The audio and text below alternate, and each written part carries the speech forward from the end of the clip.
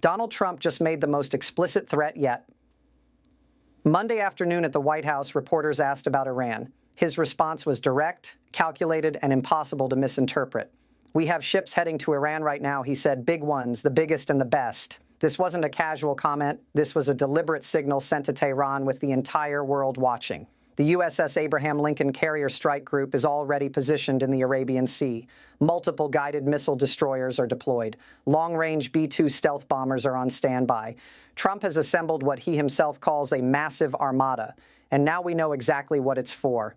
Friday, February 7th, 2026, Istanbul, Turkey. That's when everything gets decided. That's when Iranian Foreign Minister Abbas Araghchi sits down with U.S. Special Envoy Steve Witkoff to determine whether this ends in a nuclear deal or a military strike that reshapes the Middle East forever. Let's establish exactly what's happening right now in real time. Turkey is hosting what multiple sources describe as the most critical diplomatic meeting between Washington and Tehran since the Islamic Revolution in 1979. This isn't some low-level exploratory conversation. Jared Kushner, Trump's son-in-law and senior advisor, will be in the room. That detail alone tells you the stakes. Kushner doesn't show up for small deals. The foreign ministers of 6 regional powers are confirmed attending. Saudi Arabia, which has never sat at a table with Iran and the United States simultaneously. Qatar, which has been mediating behind the scenes for weeks. Egypt, Turkey, the UAE, Oman, and Pakistan.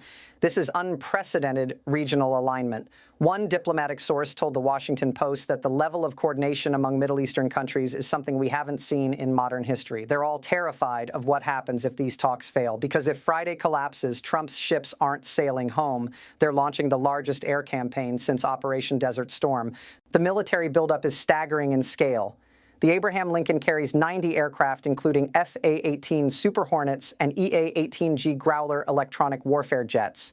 The Carrier Strike Group includes at least 4 Arleigh Burke-class destroyers, each armed with 96 vertical launch cells capable of firing Tomahawk cruise missiles.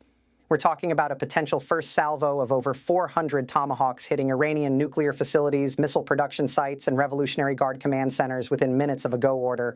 Trump ordered 25 new B-2 Spirit stealth bombers last week. That order wasn't symbolic.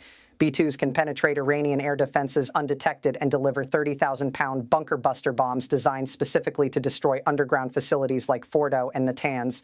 The Pentagon has been wargaming this scenario since Trump took office. They know exactly how it would unfold, and Iran knows they know. Here's the Venezuela calculation that's driving everything. 4 weeks ago, Trump extracted Nicolas Maduro from Caracas in 4 hours and 23 minutes with 0 American casualties. 75 Venezuelan guards were killed. Maduro's regime collapsed without the United States firing a single shot beyond the initial compound breach. That operation demonstrated something critical. Trump will use overwhelming force decisively when diplomacy expires. Iran's leadership watched Venezuela happen in real time. They saw how quickly a heavily fortified authoritarian government can be decapitated when the U.S. military commits fully. Supreme Leader Ayatollah Ali Khamenei referenced Venezuela directly in a speech last week, warning that if the Americans believe they can do to us what they did to Maduro, they will discover a regional war they cannot control. That statement reveals everything. Khamenei is terrified of a Venezuela-style regime change operation, but he's also trying to convince his own hardliners that Iran can survive what's coming. The nuclear issue is actually simpler than the media makes it sound. Iran has enriched uranium to 60% purity. That's close enough to weapons-grade 90% that the technical barrier is minimal. They have roughly 400 kilograms of this highly enriched material stockpiled. According to 2 Iranian officials who spoke to Reuters, Tehran is willing to hand over all 400 kilograms to an international consortium and accept 0 domestic enrichment under strict verification. This would effectively dismantle Iran's pathway to a nuclear weapon for at least a decade. In exchange, Iran wants immediate sanctions relief, the removal of U.S. military assets from the Persian Gulf, and a guarantee that there will be no military action during or after negotiations. Trump's position is equally clear. 0 enrichment, full IAEA inspections with no restrictions, dismantling of advanced centrifuges, and complete transparency on past weapons research. He also wants Iran to end support for Hezbollah in Lebanon, the Houthis in Yemen, and proxy forces in Iraq and Syria. Iran has categorically rejected discussing missiles or regional proxies. Foreign Minister Araghchi said 2 weeks ago that our missile and defense capabilities will never be on the negotiating table. That's the impasse. Friday's Istanbul summit will focus exclusively on the nuclear program. Both sides have agreed that trying to tackle missiles and proxies in the first meeting would guarantee failure. The strategy is a phased approach. Get a nuclear deal done first, then use that as leverage for broader negotiations. Regional diplomats are pushing what they call a Gaza model, referencing the ceasefire framework used last year. Quick wins on uranium enrichment paired with gradual economic incentives and security assurances. The problem is trust, or the complete absence of it. In June 2025, Iran and the United States were scheduled for talks in Muscat, Oman.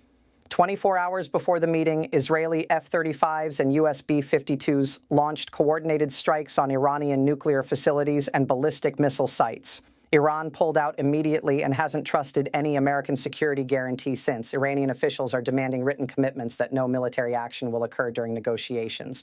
Trump hasn't provided that guarantee. In fact, his Monday statement about ships heading to Iran right now suggests the opposite.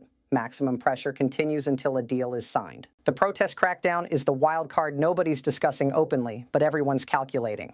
The human rights activist news agency, which operates inside Iran and has proven reliable over decades, confirmed 6,563 protesters killed between December 28th and January 18th. That's the deadliest civil unrest since the revolution. Iran's government admits to 3,117 dead, but labels 800 of them as terrorists. Independent verification is impossible because Iran shut down internet access in major cities and deployed snipers on rooftops to prevent documentation. 49,930 people have been arrested. The judiciary announced fast-track proceedings with possible death penalty charges for anyone accused of mohareba, which translates to waging war against God. Actors, artists, activists, and even foreign nationals are being rounded up. Police in Yazd province arrested 139 foreigners allegedly organizing protests with networks outside Iran. Trump drew a red line last week. He said Iran must stop killing its own people or face consequences beyond nuclear negotiations. That introduces a moral dimension that complicates pure strategic calculus. If Iran continues mass arrests and executions during Istanbul talks, can Trump politically afford to sign a deal? Probably not. Oil markets are already reacting. Brent crude dropped 4.96% Monday to $65.88 per barrel on hopes that Friday talks prevent conflict. That's a massive single-day move in a commodity market that typically moves in fractions. Traders are pricing in a 30% probability of a diplomatic breakthrough and a 70% chance of military escalation within 2 weeks. If talks collapse and the U.S. launches strikes, oil analysts expect Brent to spike above $120 within 48 hours as Iran threatens to close the Strait of Hormuz. 20% of the world's oil flows through that 30-mile-wide choke point. Even a temporary closure would trigger a global energy crisis that makes the 1970s embargo look manageable. Iran knows this leverage. They've positioned fast attack boats and coastal anti-ship missiles specifically to threaten tanker traffic. But they also know that closing Hormuz would bring NATO navies, not just American ones, into direct combat to reopen it. That's an escalation Iran cannot win. The regional power dynamics are fascinating. Saudi Arabia sitting at the same table with Iran is extraordinary. Riyadh and Tehran haven't had formal diplomatic relations since 2016, when Iranian protesters stormed the Saudi embassy after Saudi Arabia executed a Shia cleric. The Saudis backed Trump's maximum pressure campaign enthusiastically. They want Iran's nuclear program dismantled and its regional influence crushed. But they also understand that a U.S.-Iran war would devastate the Saudi economy and potentially invite Iranian missile strikes on Aramco facilities like we saw in 2019. The Saudis are walking a tightrope. Support Trump's pressure, but push for a negotiated outcome that doesn't explode the region. Qatar and Oman are pure mediators with no direct stake beyond regional stability. Turkey's playing the most complex game. Ankara wants to position itself as the indispensable bridge between East and West, proving Turkey's geopolitical importance to both NATO and the Islamic world. Hosting these talks in Istanbul is a diplomatic coup for President Erdogan.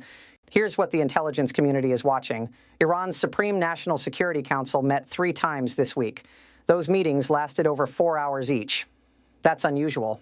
Typically, they're 90-minute affairs with predetermined outcomes. Extended deliberations suggest genuine internal debate about whether to accept Trump's terms or prepare for war. One faction, led by President Masoud Pezeshkian, is pushing for negotiations. Pezeshkian publicly stated Tuesday that Iran supports fair and equitable talks, provided they occur in an environment free from threats and unreasonable expectations. That's diplomatic code for asking Trump to pull back the armada. Another faction, aligned with the Revolutionary Guards, argues that any compromise under military threat sets a precedent for future American coercion. They're advocating for defiance even if it means strikes. Khamenei sits in the middle. His statement about regional war, if attacked, was aimed at both audiences, telling hardliners that Iran will fight back while warning Trump that the costs of war exceed any benefits. The question is whether Khamenei has made his decision or if Friday's dynamics will determine his final position. Trump's political situation matters too. He's invested enormous capital in portraying himself as the president who ended endless wars while also being strong enough to force adversaries into submission. A successful Iran deal would be the signature foreign policy achievement of his presidency. A failed negotiation that leads to another Middle East war would undermine his entire brand. But Trump's also shown repeatedly that he'll choose conflict over being perceived as weak. The Venezuela operation proved that. Maduro refused to negotiate. Trump sent in special forces. Problem solved from Trump's perspective. Iran isn't Venezuela, though. Iran has ballistic missiles that can hit U.S. bases in Iraq, Qatar, and Bahrain. Iran has proxy forces across the region that can launch attacks simultaneously. Iran has the ability to escalate horizontally in ways Venezuela never could. Military planners estimate that even a successful decapitation strike against Iran's nuclear program would trigger retaliatory attacks that killed dozens, if not hundreds, of Americans and potentially thousands of regional civilians. That's a cost calculation Trump has to weigh. Friday's meeting structure is important. It's not a negotiation in the traditional sense. It's more accurately described as a framework discussion to determine if substantive negotiations are even possible. Witkoff and Aragchi will each present their government's non-negotiable positions. Then the regional powers will attempt to identify overlap and propose compromise language. If they can agree on a joint statement outlining a pathway forward that gets formalized into an actual negotiating track with working groups on verification, sanctions relief, and timelines. If they can't even agree on a joint statement, the meeting ends and both sides return to capitals to brief their leadership on next steps. In scenario 2, Trump's ships become very relevant very quickly. The military has a target list. They have strike packages ready. They have approval authorities pre-positioned. An order from the White House can launch operations within hours. The Iranian people are the ones who pay the price regardless of outcome. 6,563 dead in 3 weeks. Families fleeing to Turkey with whatever they can carry, currency collapse making basic goods unaffordable, internet blackouts preventing communication with the outside world, snipers on rooftops, mass arrests, show trials with predetermined death sentences. The protesters aren't demanding regime change. They're demanding basic freedoms, an end to corruption, and accountability for the security forces killing civilians in the streets. But the regime sees this as an existential threat and is responding with existential force. If Trump strikes Iranian nuclear facilities, the regime will blame protesters for inviting foreign intervention and likely escalate the crackdown even further. If Trump gets a deal and sanctions are lifted, the regime pockets the economic relief while continuing to brutalize its own population. Either way, ordinary Iranians lose. We're 72 hours from finding out which path this takes. Trump's ships are positioned, Khamenei's hardliners are positioned, Pezeshkian's negotiators are positioned, 6 regional foreign ministers are flying to Istanbul. Jared Kushner is packing his briefing books. Steve Witkoff is coordinating with the State Department and Pentagon. Abbas Aragchi is receiving final instructions from Tehran. And somewhere in the Arabian Sea, the USS Abraham Lincoln Strike Group is running launch drills just in case Friday goes sideways. The biggest and the best ships, Trump said. He wasn't exaggerating. The question now is whether they're a prop in successful negotiations or the opening act of a war that redefines the Middle East for a generation. 3 days from now, we'll have our answer. If you found this briefing valuable, consider subscribing for the most in-depth intelligence analysis on conflicts shaping our world. This is the kind of reporting the mainstream media won't give you because they're afraid of the implications. We're not. We follow the money, the military deployments, and the power plays that determine what happens next. More coverage coming as Friday approaches.